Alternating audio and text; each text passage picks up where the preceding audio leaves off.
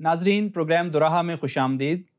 میں آپ کا ہوسٹ محسن اقبال آج ایک بار پھر سے آپ کی خدمت میں ایک نئے پروگرام کے ساتھ حاضر ہوا ہوں۔ پروگرام دوراہا کی ہمیشہ سے یہ کوشش رہی ہے کہ ہم اپنے پروگرام میں بہت سارے نئے موضوعات کو شامل کریں، اور تاکہ کلیسیا کی بھی رہنمائی ہو سکے اور جو ہمارے ناظرین ہیں وہ ان کو دیکھ کر، ان کو سن کر برکت ریسیو کرنے والے ہو سکیں۔ ناظرین، آج پروگرام دوراہا میں ہم ایک خاص موضوع پر گفتگو کرنے جا رہے ہیں۔ جیسا کہ ہم جانتے ہیں کہ خدا کی ذات جو سب ذاتوں سے اعلیٰ ہے اور اتم ذات ہے، اور اس نے بنی نوع انسان کو اس دنیا میں پیدا کیا ہے اور اس سے بہت محبت کی ہے۔ اور جب خدا نے محبت کی ہے انسان سے، تو خدا بھی یہ چاہتا ہے کہ جس انسان کو اس نے پیدا کیا ہے وہ بھی اس سے محبت کرے۔ اس لیے آج جس موضوع پر ہم اپنے پروگرام میں گفتگو کرنے جا رہے ہیں، اس کا موضوع ہے زندہ کلیسیا۔ تو اس موضوع پر گفتگو کرنے کے لیے آج ہمارے درمیان اسٹوڈیو میں خدا کے عظیم خادم ریورنڈ پاسٹر روبن راز صاحب موجود ہیں۔ یہ گریٹ گاسپل چرچ کے چیئرمین اینڈ فاؤنڈر ہیں۔ نہ صرف گریٹ گاسپل چرچ کے فاؤنڈر اینڈ چیئرمین ہیں، بلکہ نیشنل پوئٹ بھی ہیں، گاسپل پوئٹ بھی ہیں۔ بہت سارے گیت جو ہے وہ انہوں نے لکھے ہیں جو ہماری کلیسیاؤں کی زینت بنے ہوئے ہیں، اور دنیا بھر میں جہاں کہیں بھی اردو بولنے والے لوگ پائے جاتے ہیں وہ ان کے گیتوں کو گاتے بھی ہیں، سنتے بھی ہیں، برکت بھی ریسیو کرتے ہیں۔ تو آج یہ ہمارے درمیان موجود ہیں۔ سر، آپ کو اپنے پروگرام میں ہم خوش آمدید کہتے ہیں۔ تھینک یو جی، تھینک یو۔ مجھے بھی نہایت خوشی ہوئی ہے پروگرام دوراہا میں مجھے آج بلایا گیا۔ پہلے تو مبارکباد پیش کرتا ہوں، یہ پروگرام کا نام ہی بہت اچھا ہے۔ گڈ۔ یہ ایسا ایک نام ہے جہاں ایک لمحے کی غلطی آپ کو جہنم میں پہنچا سکتی ہے، اور ایک لمحے کا جو ڈیسیژن ہے وہ آپ کو فردوس میں پہنچا سکتا ہے۔ تو میں بہت خوش ہوں محسن بھائی، آپ کے اس خوبصورت پروگرام میں آ کر آپ کو دلی مبارکباد پیش کرتا ہوں۔ تھینک یو سر، بہت ہی اچھا، تھینک یو ویری مچ۔ یقیناً آج ناظرین آپ بھی بہت ساری برکت جو ہے وہ سمیٹیں گے آج کے پروگرام کے وسیلہ سے، اور میں چاہوں گا کہ آپ کے ہر دل عزیز خادم جن کو دنیا بھر میں لوگ جانتے ہیں، آج ہم ایک خاص موضوع پر ان سے گفتگو کرنے کو ہیں۔ آپ اپنی نوٹ بک اور پینسل کے ساتھ چیزوں کو نوٹ بھی کر سکتے ہیں، کیونکہ خدا کے خادم جو ہیں یہ بہت خوبصورت گفتگو کرتے ہیں، خاص طور پہ نوجوانوں کو انکریج کرتے ہیں تاکہ وہ خدمت کے میدان میں آئیں، اور بہت سارے نوجوان ان کے ہاتھوں سے فیض یاب ہو کر آج خدمت کے میدان میں ترقی کر رہے ہیں، اور یہ ہمارے لیے خوشی کی بات ہے۔ تو آج میرا جو پہلا سوال آپ سے ہے وہ یہ ہے، سر آپ کیا سمجھتے ہیں کہ زندہ کلیسیا سے کیا مراد ہے جب ہم بائبل مقدس کے پیراہن سے دیکھتے ہیں؟ سب سے پہلے تو میں اس خوبصورت ترین سبجیکٹ پر، موضوع پر، اس عنوان پر میں بڑا خوش ہوں کہ آپ نے ایک خوبصورت ترین عنوان کا انتخاب کیا ہے۔ یس، اور اس کی ضرورت ہے جی، تاکہ ہم اس کو جانیں۔ Right sir. زندہ کلیسیا، سب سے پہلے جب لفظ کلیسیا کا استعمال کیا جاتا ہے جس کو دلہن کہتے ہیں، آل رائٹ، تو انڈرسٹوڈ ہے کہ ہمیں سب سے پہلے دلہا کی طرف جانا ہوگا۔ یس، ایبسلیوٹلی، دلہن کو پیش کرنے کے لیے دلہا کو پیش کرنا ہوگا۔ یس، جتنا خوبصورت دلہا ہے، جتنی اس کی اوصاف ہیں، خوبیاں ہیں، اسی طرح کی دلہن ہونا ضرور ہے۔ جی، بائبل مقدس اس بات سے ہمیں آگاہی دیتی ہے کہ یسوع مسیح مر گیا، دفن ہوا، اور تیسرے دن مردوں میں سے جی اٹھا۔ آمین، اور جس دلہن کا دلہا زندہ ہے، آل رائٹ، اس دلہن کو زندہ رہنا اور زندہ ہونا بہت ضروری ہے۔ واو، گریٹ، گریٹ، جس دلہن کا دلہا ہمیشہ سچ بولتا رہا، یس، دلہن کو بھی سچا ہونا چاہیے۔ بالکل سر، اس میں ریاکاری نہیں تھی، دلہن میں بھی ریاکاری نہیں ہونی چاہیے۔ آل رائٹ، چونکہ میں ان کو دونوں کو لے کر چلوں گا۔ یس یس یس، شیور، جب آپ زندہ کلیسیا کی بات کرتے ہیں تو پھر ہمیں اس کے دلہے کی بات بھی کرنی پڑے گی۔ بالکل سر، بالکل، تو جو کام دلہا کے اندر پائے جاتے ہیں وہ دلہن کے اندر بھی ہونے چاہیے۔ All right, all right, all right, مجھے یہ اس موقع پر ایک بہت بڑے بزرگ شاعر، استاد شاعر بابا طالب نصرانی، ان کی کتاب یاد آ گئی جن کا ٹائٹل تھا سدا سہاگن، اوکے، اور وہ کلیسیا کی طرف اشارہ تھا۔ جی، ایسی دلہن جو سدا سہاگن ہے، کبھی بیوہ نہیں ہوگی، رائٹ رائٹ کیونکہ اس کا دلہا زندہ ہے. اس کا ہاللیلویا پریز تو جس کا دلہا زندہ ہے وہ دلہن کو بھی زندہ ہونا بہت ضرور ہے. واو گریٹ. جب وہ زندہ ہے تو ہم بھی زندہ ہوں. Right sir. اب دوسرا سوال یہ ہے کہ زندہ کلیسیا کو کن کاموں میں ہونا؟ ایک دوسری بات ہے. یس. تمام وہ کام جن کا تعلق گناہ، ناپاکی، گندگی، آلودگی ایسی چیزوں سے پایا جاتا ہے، ان کاموں کو جو مردہ کام ہیں، رائٹ، اگر ہم ایک طرف کر دیتے ہیں اور ان سے پاک ہو جاتے ہیں تو ہم زندہ کلیسیا. یس گریٹ. اگر ہم میں وہ کام پائے جاتے ہیں جو یسوع مسیح جن کی توقع کرتا ہے ہم سے، اوکے، اگر وہ کام ہماری زندگی میں ہیں تو ہم ایک زندہ کلیسیا کہلائیں گے. یس. ورنہ ہم مردہ ہیں. اوکے. چونکہ ہماری حالت اگر یسوع مسیح کے لائق نہیں، ہم اس کو فالو کرتے ہیں، اس کی تعلیم پر نہیں چلتے، اس کے کہنے پر عمل نہیں کرتے، ہم مردہ ہیں. زبردست. اور مردہ کاموں کو اپنی زندگی سے ہمیں نکالنا ہے، جو ہر طرح کی ناپاکی، ہر طرح کا گناہ، ہر طرح کی سستی، ہر طرح کی لاپرواہی ہماری زندگی میں شامل ہے، اور خدا سے دوری، اس کے آئین سے دوری، اس کے احکام سے دوری، اس کے قانون سے دوری مردہ کاموں کو ظاہر کرتا ہے. یس یس. اپنے اندر جلالی کام نہ رکھنا، اپنے اندر پاکیزگی نہ رکھنا، اپنے اندر ریاکاری رکھنا، یہ مردہ پن ہے. سر اس کے ساتھ ہی میں گفتگو کو آگے بڑھانا چاہوں گا. مکاشفہ کی کتاب میں 3 باب میں ایک ذکر ہمیں ملتا ہے کہ کلیسیا کے حوالے سے بات کی گئی ہے کہ تو کہلاتی تو زندہ ہے لیکن ہے مردہ. جی. تو اس کے حوالے سے آپ کیا کہنا چاہیں گے کہ ہماری جو آج کل کی کلیسیائیں ہیں، ہم نظر تو آتے ہیں کہ ہم بہت جوش سے بھرے ہوئے ہیں اور ہم بہت اونچی نعرہ بھی لگا دیتے ہیں، تو کیا آپ سمجھتے ہیں کہ یہ ان باتوں کی طرف اشارہ ہے کہ ہم لائیولی تو بہت ایکٹیو نظر آ رہے ہوتے ہیں لیکن ہم مردہ حالت میں ہوتے ہیں؟ جی، یہاں سب سے پہلے تو ہمیں ایشیا کوچک کی 7 کلیسیوں پر غور کرنا ہوگا، جن میں سے ایک سردیس کی کلیسیا ہے جو ترکی میں پائی جاتی تھی اور پالوس رسول نے قائم کی تھی. سردیس کی کلیسیا بناوٹی کلیسیا تھی. ان میں نمائش کے کام پائے جاتے تھے، ان میں ظاہری کام پائے جاتے تھے، خود نمائی پائی جاتی تھی، اور ایسے کاموں سے وہ بھری ہوئی تھی جو عارضی اور مٹ جانے والے کام تھے، ریاکاری تھی، وہ ان میں زیادہ تھی. لیکن اصل میں جو کام خدا چاہتا تھا وہ ان کے اندر نہیں تھے. اس لیے سردیس کی کلیسیا کو یہ کہا گیا کہ میں نے تجھے تیرے کسی کام میں پورا نہیں پایا. تو کہلاتی تو زندہ ہے پر ہے مردہ. کیونکہ ان کے ظاہری کام سے وہ ثابت کرنا چاہتے تھے کہ ہم روحانی ہیں، ہم خدا کے لوگ ہیں، ہم آئین پر چلنے والے ہیں.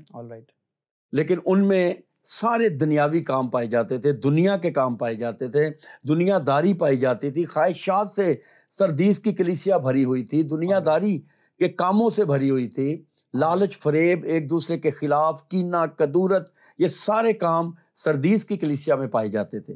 جس کے سبب سے ان کو یہ لکھنا پڑا، یہ کہنا پڑا کہ تو کہلاتی تو زندہ ہے لیکن ہے مردہ. اور یہ دیکھیں لفظ جو کلیسیا ہے، یہ یونانی زبان کے لفظ اکلیسیا سے اس کی روٹ اور جڑ ہے، مماثلت رکھتا ہے. جی اسی سے یہ نکلا ہے، جس کا مطلب ہے چنے ہوئے لوگ، الگ کیے ہوئے لوگ.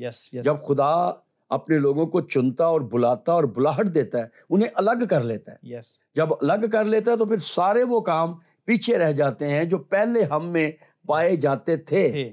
کلیسیا الگ ہو جاتی ہے. جب وہ الگ ہوتی ہے تو وہ ایک جلالی پاک لوگ کہلاتے ہیں. تو یہ کام ان میں دونوں برابر چلتے تھے، خدا میں بھی چلنا اور دنیا داری بھی ان کے اندر تھی، دنیا کے کام بھی ان کے اندر تھے. تو پھر یہ سخت بات کہنی پڑی کہ تو کہلاتی تو زندہ ہے لیکن ہے مردہ. آج بھی لوگوں کا وہی حال ہے. لوگ ظاہری طور پر اپنے سازوں کی زیادہ آوازوں سے اپنے آپ کو زندہ رکھنا چاہتے ہیں، اپنے نعروں سے سمجھتے ہیں کہ ہم زندہ ہیں، اپنی عبادتی ماحول سے وہ اپنے آپ کو زندہ سمجھتے ہیں. لیکن جو کام خدا چاہتا ہے، یسوع چاہتا ہے، وہ ان کی زندگی میں نہیں. اور آج بھی ہم مردہ ہیں. تو اس کے لیے میرے پاس ایک بڑی خوبصورت آیت ہے جو پالوس رسول نے، اگر میں پسند کرتا ہوں کہ میں اسے پڑھوں. پلیز. افسیوں کا خط افسس کی کلیسیا یہ بھی انہی 7 کلیسیوں میں سے ایک ہے آل رائٹ، جو پولس رسول نے جن کو خطوط لکھے اور جی. یہ سارے خط 5واں باب اور اس کی 14ویں آیت میں لکھا ہے، اس لیے وہ فرماتا ہے کہ اے سونے والے جاگ اوکے، اور مردوں میں سے جی اٹھ تو مسیح کا نور تجھ پر چمکے گا. یس، تو اس کا مطلب ہے کہ ہم اپنے کاموں میں ابھی تک مردہ ہیں، سوئے ہوئے ہیں. سوئے ہوئے ہیں. میں نے یہ ایسٹر پر ایک بہت ہی خوبصورت کلام دیا اور اس کو آج میں یہاں پیش بھی کروں گا تھوڑا سا. میں نے یہ کلام دیا کہ وہ یہاں نہیں ہے. اوکے، وہ یہاں ہم وہیں کے وہیں ہیں، وہ یہاں نہیں ہے. واو، سو گریٹ، امیزنگ. سالوں گزر گئے، ہم وہیں ہیں، یعنی مردہ حالت میں. یس یس یس، وہ نہیں ہے. وہ نہیں ہے. تو جب وہ نہیں ہے تو ہمیں بھی مردہ کاموں میں رہنا نہیں چاہیے. اس کی قبر خالی ہے تو ہماری قبریں بھی سوچو خیالوں ناپاکی کی ہر طرح کے گناہ بدی کی قبر خالی ہونی چاہیے. ہم ان سے نکل کر زندہ ہو جائیں. وہ یہاں نہیں، وہ یہاں نہیں، تو ہم وہیں کے وہیں ہیں. مردوں میں سے جی اٹھ. اور آج بھی ہم مردہ ہیں. جب ہماری سوچ مردہ ہے، ہم پہ کلام اثر نہیں کرتا تو ہم مردہ ہیں. جی.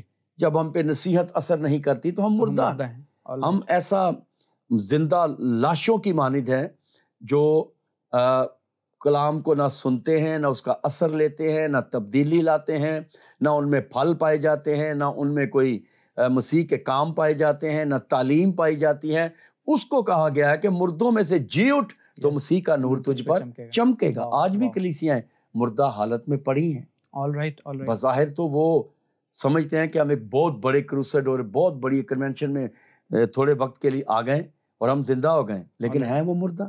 تو سر میں آپ سے اسی موضوع پر گفتگو کو جاری رکھتے ہوئے ایک اور بات کرنا چاہتا ہوں. ہم مشرقی کلیسیا سے تعلق رکھتے ہیں. جی. All right. تو مشرقی کلیسیا سے تعلق رکھتے ہوئے کیا اس کلیسیا میں یا اس چرچ میں جہاں پر ہم جاتے ہیں ہم یہاں پر مغربی لباس یوز کر سکتے ہیں؟ دیکھیں جی، یہ آ جاتی ہے کلچر کی بات. یس. اور میں کئی دفعہ اس بات پہ بولتا ہوں کہ کبھی بھی کلچر بائبل پر غالب نہیں آ سکتا، ہمیشہ بائبل کلچر پر غالب آئی. بہت خوبصورت بات. تو ہم بائبل کے تابع ہیں، نہ کہ کلچر کے. واو، گریٹ. ہم مشرقی لوگ ہیں اور مسیحیت مشرق سے اٹھی. واو. ہم پر وہ مناسب نہیں کہ ہم اپنی کلیسیوں میں اس طرح کا چلن، اس طرح کا لباس زیبتن کریں، اس طرح کے معاملات جو مغربی ہیں، وہ ویسٹرن ہیں، وہ اپنے اوپر طاری کر کے اپنی کلیسیوں میں اس طرح کا رویہ لے کر جائیں جو نامناسب ہے. اچھا نہیں. کلام میں ہمیں تیموتیس کو پالوس جب خط لکھتا ہے تو اس کو کہتا ہے کہ تو لوگوں کو، کلیسیا کو کہے کہ وہ حیادار لباس پہنے. تو ہماری حیا کس میں ہے، شرم کس میں ہے، لج کس میں ہے، ہمیں وہ کام اپنانے ہیں. اگر کسی کو آپ کے لباس سے ٹھوکر لگتی ہے تو آپ وہ نہ پہنیں. کیونکہ بائبل میں تو یسوع مسیح کی تعلیم یہ ہے کہ اگر تیرے کسی کام سے تیرے بھائی کو یا کسی شخص کو یا کم ایمان شخص کو ٹھوکر لگتی ہے تو تیرے لیے بہت بڑی سزا ہے کہ چکی کا پار تیرے گلے میں ڈال کر گہرے سمندر میں ڈبو دیا جائے. تو دیکھیں کہ ہمارے اگر کھانے سے کسی کو ٹھوکر لگ رہی، آپ اس کے سامنے نہیں کھائیں. آپ کے لباس سے کسی کو ٹھوکر لگ رہی ہے تو آپ وہ پہناوا مت اپنائیں. جی بالکل، آپ اس سے پرہیز کریں. بالکل ٹھیک. ہو سکتا ہے کہ آپ کی اس پرہیزگاری سے وہ بھائی اور مضبوط ہو، کوئی روح جیتی جائے، لیکن اگر وہ ٹھوکر کھائے گا، وہ آپ کے لباس کو، بائبل تو بعد میں آپ پڑھیں گے، حوالہ تو بعد میں دیں گے، پہلے تو وہ آپ کے کردار کو، لباس کو اور آپ کی گفت و شنید کو دیکھے گا. اور اگر وہی اچھی ہے تو پھر وہ راغب ہوگا کہ آپ اسے سکھا بھی سکیں. بہت خوبصورت. یہ بہت بڑی کمی ہے. رومیوں کے خط میں پولس رسول نے کہا تو جو اوروں کو سکھاتا ہے خود کیوں نہیں سیکھتا. کمی یہ ہے کہ ہم اپنے آپ کو سیلف چیکنگ نہیں کرتے. اپنے آپ کو نہیں دیکھتے اور آپ کو، دوسروں کو دیکھنا بڑا آسان ہے. یسوع مسیح نے اسی لیے متی رسول کی معرفت لکھی گئی انجیل مقدسہ میں، انجیلی بیان میں، متی کے انجیلی بیان میں منادی کرتے ہوئے کہا تو جو اوروں کی آنکھ کا تنکا دیکھتا ہے اپنی آنکھ کا شتیر کیوں نہیں دیکھتا. اب شتیر میں اس کے حجم میں اور تنکے کے حجم میں کتنا فرق ہے؟ بہت فرق ہے. یس. تنکا ایک معمولی سا. یس. اور شتیر آپ پتہ ہے جب لوگ کوٹھے گھر بناتے تو تقریباً 15 فٹ 20 فٹ 25 فٹ لمبا شتیر بنایا جاتا جو پورے گھر کو سنبھالتا. اتنے عیب خود ہمارے اندر ہیں جن کی لمبائی زیادہ ہے, جن کی چوڑائی زیادہ ہے, جن کی کثرت زیادہ ہے, اور کسی کا ایک نقطہ بھی ہم برداشت نہیں کرتے. All right. بہت خوبصورت سر بات ہے کہ جب بات بائبل اور کلچر کی ہوتی ہے جی تو کلچر کبھی بائبل پر حاوی نہیں ہو سکتا ہے. آمین. بائبل ہمیشہ اتم ہے, سب سے اوپر ہے, اور کلچر پر بھی ہمیشہ اوپر رہنی چاہیے. سپیریئر ہے, خدا کا کلام ہے.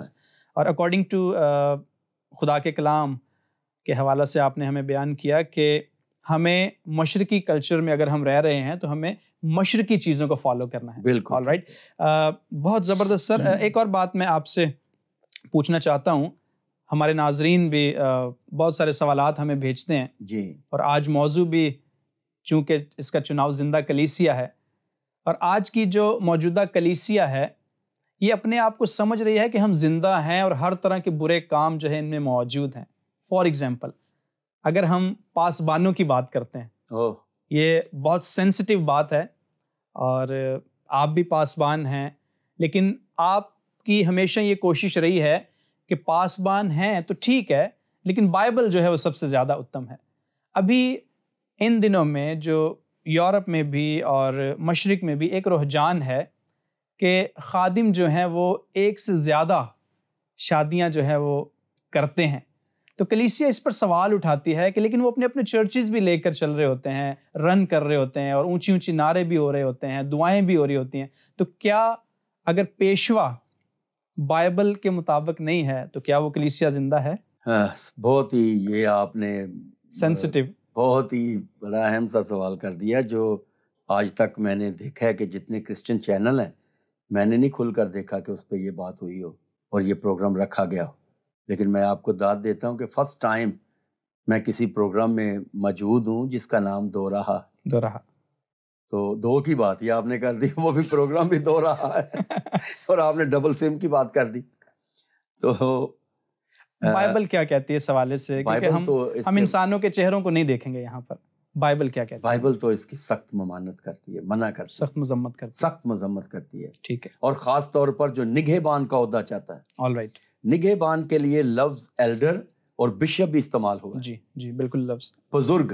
جی, وہ جو نگہبانی کر رہا ہے کسی گلہ کی, کلیسیا کی, اگر وہی برا ہے, اس کا رویہ اس کا کردار ہی اچھا نہیں, تو کلیسیا اس کا اثر کیا لے گی؟ All right. لیڈر سب سے بڑا نمونہ ہوتا ہے. یس. آپ نے کبھی چونٹیوں کو چلتے ہوئے دیکھا ہوگا. چونٹیوں کی ایک لیڈر ہوتی ہے جو ان کے آگے لگی ہوتی ہے. یس. اور باقی چونٹیاں اس کو فالو کرتی ہیں. وہ جس طرف مڑتی ہے پوری لائن اس طرف جاتی ہے. یس. لیڈر ایسا ہونا چاہیے جو اپنے کردار سے, آل رائٹ, اپنے رویے سے, اپنی گفت و شنید سے, اپنی باتوں سے ثابت ہو کہ یہ لیڈر ہے. اوکے. اس کی باتوں میں تضاد نہ پایا جائے.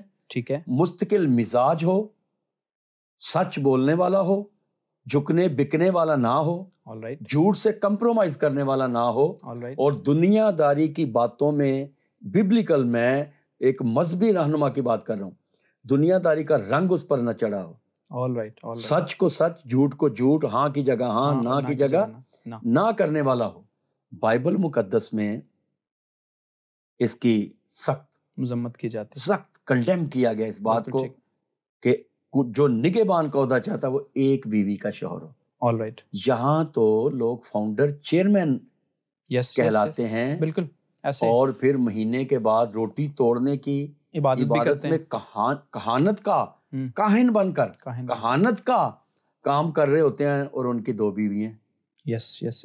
اور میں آپ کو بتانا چاہتا ہوں کہ یہ سپیڈ سے کام بڑھ رہا ہے. اسی لیے سر ہم نے آپ سے یہ سوال کیا تھا کہ کیونکہ ہم پروگرامز کرتے ہیں اپنے یوتھ کے لیے بھی, اور بہت سارے لوگوں کے لیے جو ان پروگرامز سے استفادہ حاصل کرتے ہیں, مستفید ہوتے ہیں, سیکھنے کو بہت کچھ انہیں ملتا ہے.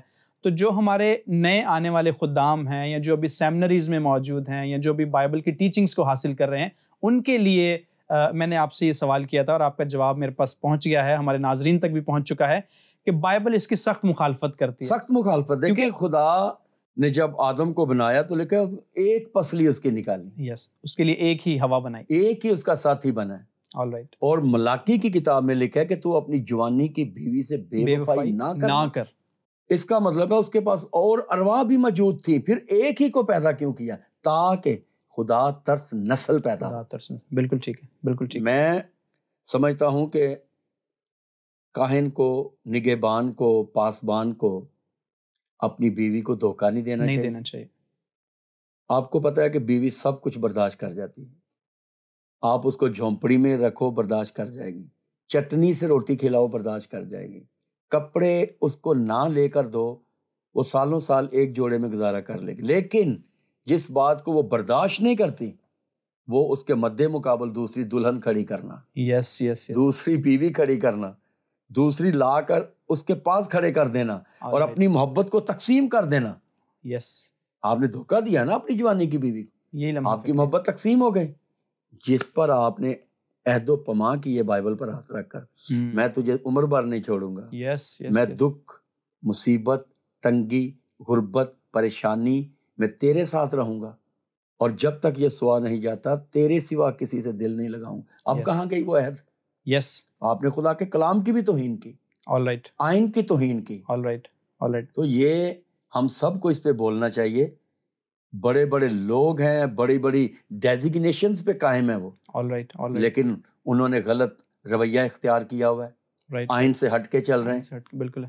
اور لوگ بھی ان کے پیچھے بہت لوگ ان کے پیچھے ہیں, ان کے چرچ ہیں, چرچز ہیں, بہت بڑے بڑے چرچ, بڑے بڑے چرچ ہیں, اور وہ بڑے بڑے لیڈر کہلاتے ہیں. آلرائٹ سر, آپ نے بہت خوبصورت بات کی کہ دلہن جو ہے وہ کبھی برداشت نہیں کرتی ہے. نہیں کرتی. ٹھیک ہے, اس کا مطلب آپ نے اپنی بیوی کو دھوکہ دیا اور دکھ دیا. آلرائٹ سر, ایک اور چیز اس میں الیبریٹ کرتے ہوئے ہم آگے چلیں گے. جیسا کہ ہمارا موضوع ہے زندہ کلیسیا. زندہ کلیسیا. تو اگر ہم زندہ کلیسیا ہیں تو پھر تو خدا ہمیں پسند کرتا ہے. جی. لیکن اگر ہم زندہ کلیسیا نہیں ہیں, ہم خدا سے بھی محبت کر رہے ہیں اور ابلیس کے کام بھی کر رہے ہیں, تو اس کا مطلب ہم بھی پھر دھوکہ ہی دے رہے ہیں, ہم دلہن ہوتے ہوئے دھوکہ دے رہے ہیں. ہم بھی دھوکہ دے رہے ہیں. اور پولس کہتا ہے کیا تم نہیں جانتے کہ میں نے تمہاری نسبت ایک ہی سے کی ہے. ایک ہی سے کی ہے. بہت آپ یسوع مسیح کو چھوڑ کر کسی اور کو اپنا دلہا نہیں بنا سکتے. یس. دلہا بھی ایک ہے, دلہن بھی ایک ہے. یس. اور دیکھیں پوری دنیا میں جہاں کہیں بھی کلیسیاں ہیں وہ یسوع کی دلہن ہے. یسوع کی دلہن ہے, بالکل ایسے ایک ہی کلیسیا ہے. اور جو آسمان پر جائے گی وہ جلالی ہوگی, اس میں نہ عیب, نہ کوئی داغ, نہ کوئی جھری, نہ کوئی دھبا, نہ کوئی اور چیز ایسی پائی جائے گی. تو پھر وہ یسوع کی دلہن ہے, وہ زندہ کلیسیا ہے. وہ زندہ کلیسیا ہے. مکاشفہ کی کتاب میں لکھا ہے دیکھو دلہا کی شادی آ پہنچی ہے, اور اس کی دلہن نے اپنے آپ کو تیار کر لیا, اور اس کو ایک صاف قطین مہین لباس دیا گیا جس سے مراد راست بازی کے کام ہے. اگر راست بازی کلیسیا میں نہیں تو وہ مردہ ہے, وہ دلہن نہیں. اگر پاکیزگی نہیں تو وہ دلہن نہیں اور زندہ نہیں.